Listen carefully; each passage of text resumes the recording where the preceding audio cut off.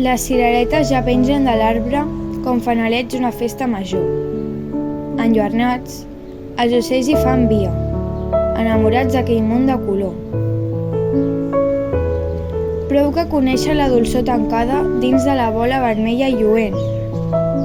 Cada any hi venen a la primavera i els acull l'arbre generosament.